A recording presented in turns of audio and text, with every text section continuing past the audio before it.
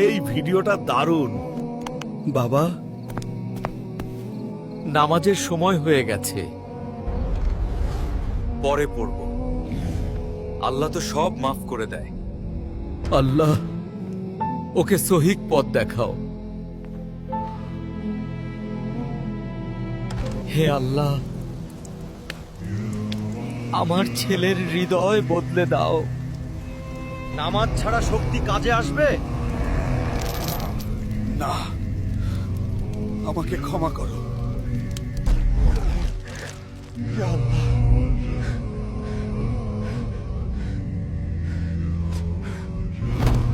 আমাকে একা ছেড়ো না। আজ এখনই নামাজ পড়ব। আলহামদুলিল্লাহ।